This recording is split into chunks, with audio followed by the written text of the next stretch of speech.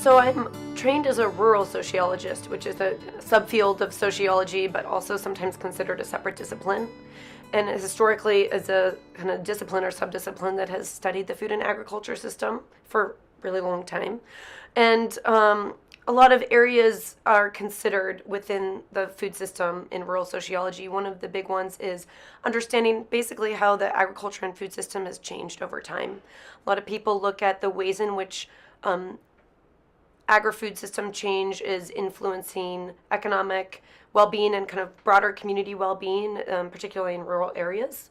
Other people have focused more on areas of inequality within the agriculture and food system, and people have also looked at the kind of resistance or activities around trying to push against some of the perceived negative aspects of the agriculture and food system that it's changing. For instance, thinking about the rise of the local food movement, support of organic foods, fair trade agriculture, that type of thing. And my own work has looked at kind of a number of things within that broad umbrella. One of the things that I've done is looked at the National School Lunch Program. I've looked at the kind of history of policy around that program, and also the ways in which that program has been able to be an institutional space for local food, support of local foods. I've also looked at the rise of the local food movement, as well as other forms of resistance to kind of the conventional food system. And I've also looked at some issues of inequality within that. One of the big things I've looked at is the ways in which we perpetuate gender norms within the kind of sphere of consumption. So we talk sometimes about the sphere of production, thinking about agriculture and the production of agriculture at the farm level. And we also think about consumers and how consumers are an important part of that system. And one of the questions I've asked is, within the local food movement, do we see that women are still responsible for providing food for their families? If they are still responsible, are they doing more work? Because we know that this idea of pushing for change and pushing for a rise of local food systems often involves things like getting to know your farmer. It involves paying very close attention to how things are grown and where, and seeking out alternative markets like farmers markets, community-supported agriculture, maybe shopping at local grocery stores, that type of thing. So I've been interested in understanding the ways in which that impacts the work that women do in the household. I've also done some work looking at food security on American Indian reservations, and I'm also doing some work right now that focuses on how farmers are adapting to climate change in the region, and also the ways in which farm worker well-being is kind of playing out in the Treasure Valley. Oftentimes when we talk about stratification in sociology, we're talking about the ways in which we have hierarchies that play out, right? And then within stratification, there's often inequality, right? So we have people at the top and people at the bottom and people in the middle, and then the experience between those at the top and those at the bottom is what we would consider inequality in a basic way. So if we're thinking about stratification, and I would say even more important, inequality within the agri-food system, there are so many ways we can think about that, right? At every point in the food system, we can think about the ways in which there's inequality. So if we're looking just at the farm level, for instance, we can think about inequality between scales of farming. We can think about the ways in which large-scale ag, transnational corporations have more power, more economic power. They're able to take advantage of efficiencies in different ways. They might receive more support at the national level or even at the international level. They have more political power, so they have more say in terms of what policy looks like. They're receiving often more benefits from national policies, right? So one place we can think about inequality is at that farm level, and maybe thinking about the differences in experiences between large-scale agriculture and small-scale agriculture. And middle-scale agriculture, too. Research has found that middle-scale agriculture is often really important, and it's that middle scale that's actually disappeared, right? And that middle scale agriculture, sometimes what we might normally think of as like a family farm, those are important farms because oftentimes those are farms that are able to financially support a family and able to take advantage of some of those kind of efficiencies based on their scale. But they may be also better able to address environmental problems that can arise from agriculture. And so this loss of a middle scale agriculture is something that I think, need to pay more attention to, and there's a lot of good research out there paying attention to that. So that's just one place we can think of inequality and how it plays out. Another place we can think about inequality is if we consider farm workers and the experience of farm workers and the ways in which farm workers are often low income, often people of color, the ways in which they often lack workplace protections and are working for very low wages. The U.S. food system is highly reliant on this paid labor force that often goes unacknowledged, often very hidden. So that's another place we can think of stratification and inequality, even just at the farm level. We can move to thinking about distribution. We can think about the ways in which we might see inequality at different types of grocery stores. I think there's some really good critical research looking at the issue of food deserts and the ways in which we're seeing the disappearance of grocery stores in low-income areas. A lot of issues related to inequality there. We can think about, related to that, issues of consumption and how in the sphere of consumption there's also issues of inequality, right? Even within local food systems, there's a growing body of research that looks at who is able to access local food systems and why and how, and the ways in which that plays out based on race and ethnicity and socioeconomic status. There's gender issues that can be considered within that sphere of consumption as well. So there's lots of ways to think about stratification and inequality throughout the food system. Stratification broadly, we can think just even about economic stratification and the ways in which a lot of the hunger and food insecurity we have is related to stratification, right? The fact that we have people that have very low wage jobs, for instance, and they're not able to adequately feed themselves even when they're working full time. I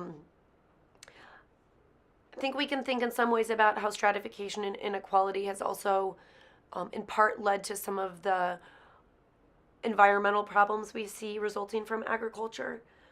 It's also related to broader economic changes and the industrialization of agriculture, right? But within that is there's something about stratification and inequality going on there that has led to some of the environmental problems we see arising from industrial agriculture. I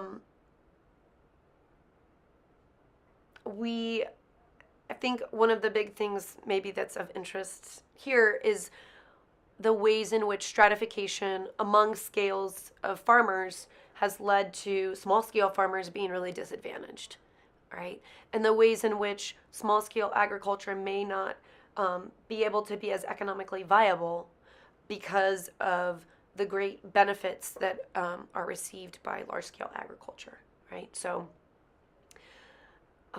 sometimes we talk about the technological treadmill and the ways in which larger scale operations are in a better position to be able to adopt new technologies, and because of that they're able to be more competitive and have prices that are more competitive, and that really disadvantages than farmers that aren't as able to adopt those technologies, maybe farmers that choose not to, right? And so what we've seen at the same time is this rise of small-scale agriculture, people that are opting to do things in a different way. But what that then requires them to do in order to be economically viable is to adopt different types of practices. That might include different types of marketing practices, right? So we see an increase in the use of direct markets like farmers markets, community-supported agriculture. Other kind of innovations. Some have been around for a long time, some are newer, but we also see just overall a rise in use and support of these innovations in order for small-scale agriculture to be economically viable. It also helps address other issues, right? So it helps address the distancing of agricultural production from consumption. So one of the benefits of something like a farmer's market is that it may provide more economic benefit to the farmer. It also shortens the distance between the social distance between farmers and consumers. And I think that kind of shortening of the social distance helps create more understanding about what's happening in the food system and the needs on kind of both sides of that coin.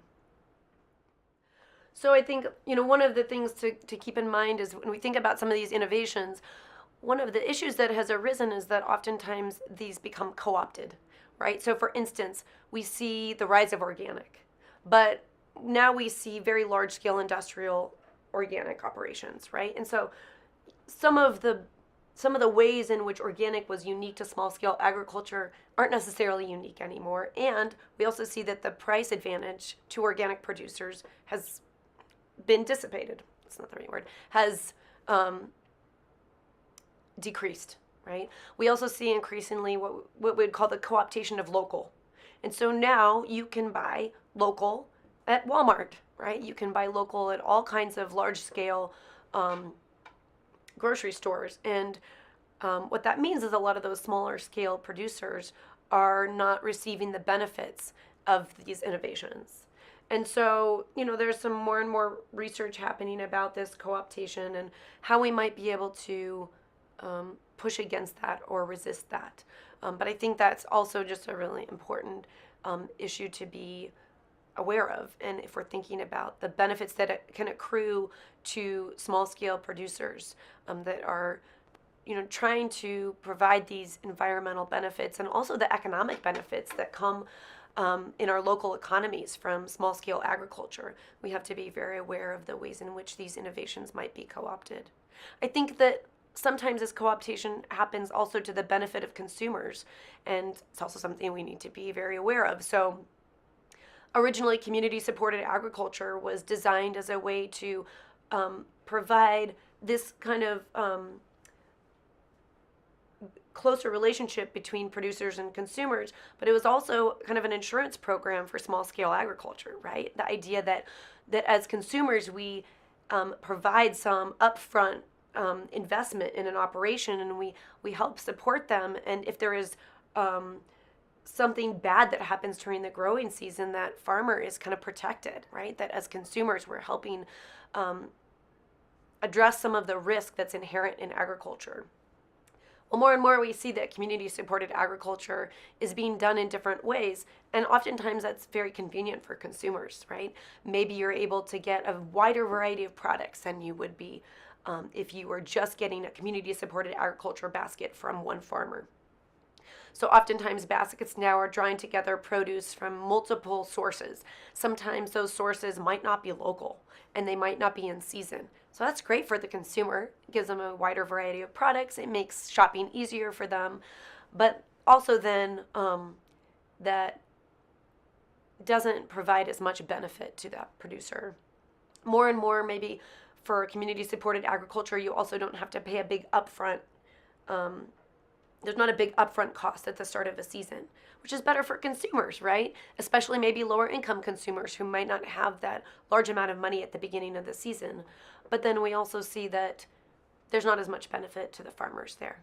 So we have a lot of good innovations happening, but in some ways we see that the power or the benefit for producers has gradually been kind of receding.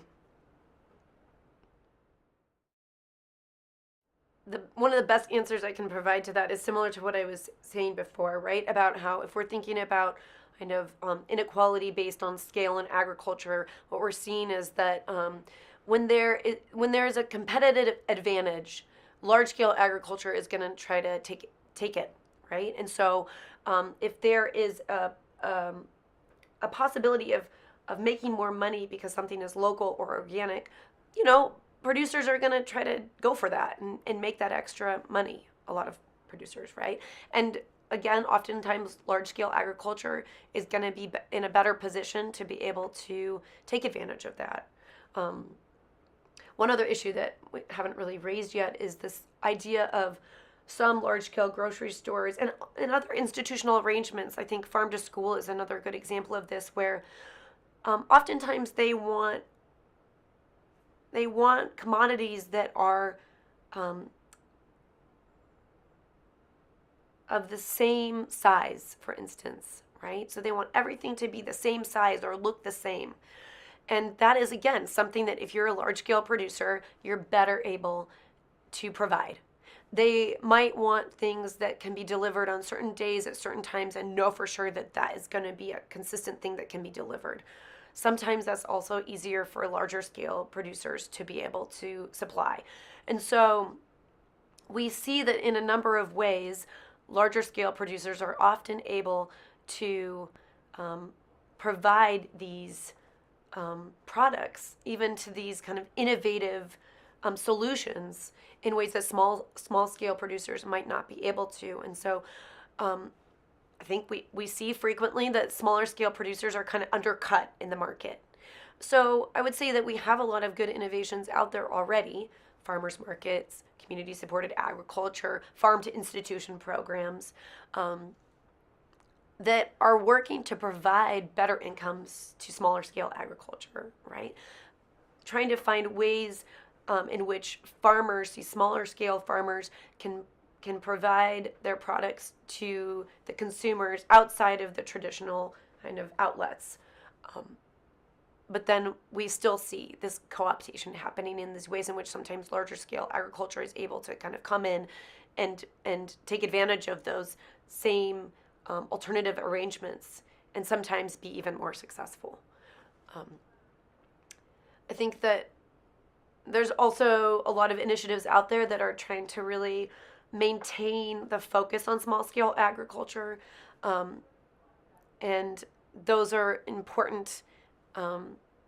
If you care about these issues, right? If you care about supporting small scale agriculture and you care about small scale farmers and middle scale farmers as well receiving sufficient income for their work, then I think it's important to pay attention to initiatives that are working to maintain that focus on small scale agriculture. We think about farmers markets too, right? Some farmers markets are growers only, some farmers markets are not. Those growers only farmers markets are oftentimes a place where you see a lot of support for that small scale agriculture. So I think keeping an eye to those initiatives that are really working to maintain the focus on supporting small and sometimes middle scale agriculture is really important. Yeah, no, I think you're right. I think that oftentimes the onus is really on small scale farmers to have to figure out how to solve this problem, right? And direct markets are a big one. And I think that thinking innovatively is also really important. What's the next niche market? Because that's another thing, right? One of the ways smaller scale producers are able to kind of be more economically viable is through not just direct marketing, but also through food processing, for instance, right? Is there a way that you can transform what you're growing and make a little bit more money from that? Like maybe you grow berries and you make jam. Well, there's a price premium for that jam, right? And so I think that idea of utilizing direct markets, but also being innovative is really important. This reminds me too, though, of broader critiques that we may have, and that extends to other types of inequality, where so often what we do is we put the problem solving onto the people that are experiencing inequality, right? And so we have these broader issues. They're related to social, economic, and environmental well-being, and rather than holding everybody accountable and saying, how can we create solutions at a broader level, for instance, thinking about broader policy, we often focus on the individual and think about how the individual should be working to make their own experience better. And so I think that this also calls attention to how small scale farmers are so often the ones that are trying to solve this problem with the support of consumers, because having consumers interested in and able and willing to support small-scale agriculture is also a really essential part of this puzzle.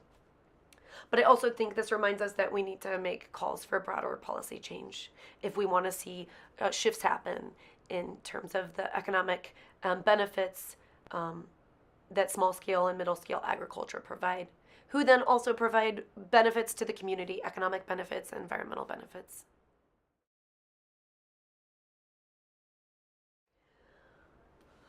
I don't think it necessarily has to be inherent. And I think that there are some policies that we can think about that do exist or have existed or that could be shifted that could help level the playing field. Some people critique the Farm Bill and the subsidy system. And I think that's one place to think about creating change if we wanted to level the playing field. If we're subsidizing only certain types of crops, and those crops tend to be grown at a large scale, that might be one place to look if there's interest in leveling the playing field, and that's an argument that many people make. Some people might argue that stratification is inherent within capitalism, and that we live in a capitalist society, and that our food system is very much embedded within capitalism. And that's true for large-scale agriculture. It's also true for small-scale agriculture.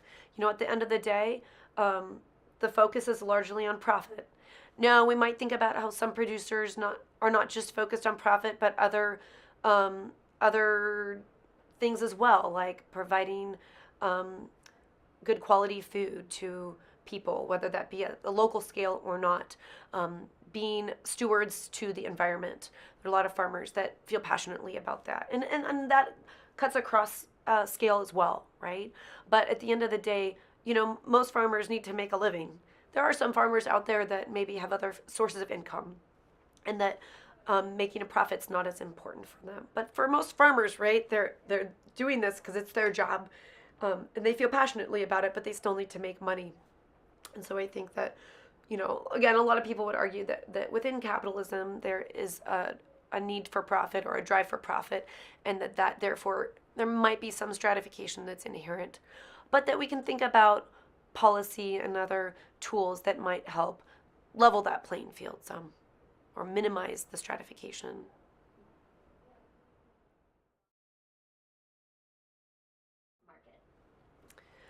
Well, I think there are a lot of initiatives out there that are working to try to provide a livable wage. A lot of things we think about, right? It's like farmers markets. I mean, one of the reasons that farmers markets were started in the first place was to try to create a livable wage for farmers. By shortening that kind of food supply chain, it provides more economic benefit for farmers.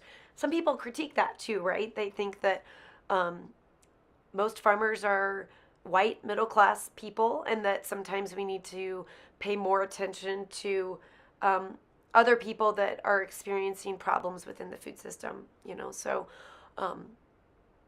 I think that there are things out there. There are these kind of innovations. I mean, farmers markets have also been around for a really long time, so that's something to keep in mind. But farmers markets, community-supported agriculture, farm to institution, right? So whether that's farm to school, farm to hospital, farm to restaurant, these are all some innovations out there that are really trying to provide greater economic benefit to local farmers, small-scale agriculture, middle-scale agriculture too. There are a lot of barriers, though. I spoke about this earlier, but I think that, sometimes larger-scale farmers are better able to secure those contracts, like farm to institution contracts, right? That it's possible that farmers operating at a larger scale might be better able to take advantage of some of those innovations. There might be competition between farmers that suppress the amount that they're able to get for their products. There's also the willingness of the consumer base to pay. And how much can you charge and still be able to sell your products? And that certain areas might have a larger consumer base willing to support local agriculture, that the price premium might vary depending on where you're at. I think one of the important things to keep in mind is that farmers have to buy at retail, right? And so there's also the ways in which they're disadvantaged in terms of how much they have to pay to stay viable. Um, and so, I don't know. I'm not doing a great job here. But I think that there are innovations out there, but sometimes it's hard for those small scale farmers to stay competitive and make good use of them. Um, and I think one thing I worry about is that support of local food systems might be considered a fad, right? That there might be times that people get real excited or supported, but then maybe that fades. And that is not good for the long-term sustainability of smaller scale agriculture. There are also some ways in which there are other innovations arising. I think one thing that's been gaining more support and steam are food hubs. So the idea of creating ways to ease the work for farmers by having centralized locations where farmers can, um, distribute their food, maybe process food. And it also might ease the work for consumers. Because one thing to think about is that sometimes supporting local food systems is more work, especially for women. And that if we can ease the labor involved, it might make it easier for them to be long term supporters. And so I do think there are ways in which we can think about easing the labor on both sides, right? That there is often more labor involved for small scale farmers because they're having to think about these innovative ways of selling their products in order to stay economically viable. It is more work to have to go sell your products at a farmer's market or run a CSA. Oftentimes, right? There's some research that supports this idea that sometimes for small scale farmers, it can be more laborious. And so I think thinking critically about how we can make it less work both at the producer side and on the consumer side might make it more sustainable in the long term overall.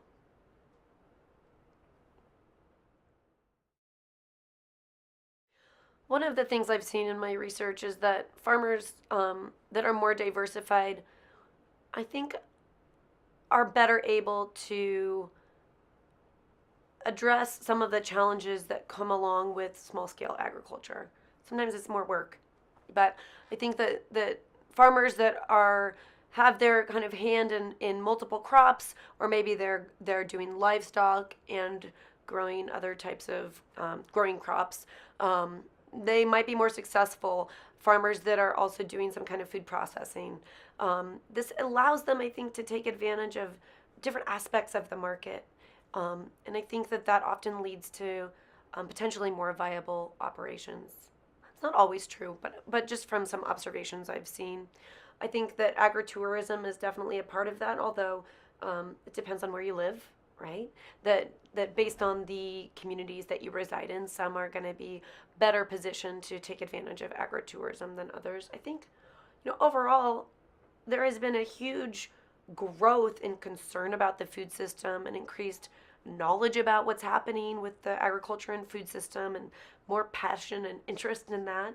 And I think that people crave knowledge about the food system and very often they want to be involved, right? They want to have a say. And they want to be engaged and have those relationships with people that are growing their food. So I think the more that people can be involved, the better. I think that is good for consumers. Not all consumers are able to take advantage of that, and not all consumers have interest, but there are many people out there that do. And so I think overall citizens respond really positively to that diversification. And recently I've been doing some new research that's starting to look at the ways in which farmers are responding to environmental change. So thinking about certain aspects of climate change, for instance, and how farmers might be adapting or thinking about adapting. And one thing that I've seen is particularly for farmers at the rural-urban interface, where we see urban spaces and rural spaces coming together, which is much of the Treasure Valley, that farmers might be diversifying as a way to help address both urbanization pressures and also environmental change. So I think that diversification is also potentially a real important part of that story, especially in these places where urban areas are meeting rural areas in particular. So I think that's something that I'll be paying more attention to in the coming years. I think one important takeaway is that there are challenges for people across the food system. That producers are experiencing a lot of challenges, and that's true, I think, at every scale of agriculture, right? That across the board we see farmers experiencing a lot of challenges in terms of what they're producing and how. And that economically, farming can be challenging. And that if we look specifically at middle scale and smaller scale agriculture, there are a lot of specific challenges. At the same time, there are a lot of benefits that smaller and middle scale agriculture are providing to local economies, to the environment. And so I think it's important to just be attentive and aware as consumers to the challenges that farmers are facing. And I also think we need to be aware of the challenges that many consumers are facing, to think about issues of race and class and gender and the ways in which these factors really do influence the types of foods that people are able to purchase and consume and how. And so to be attentive to the challenges across the board, and that when we're thinking about solutions and innovations, to be aware of those challenges and try to address as many of those challenges as we can.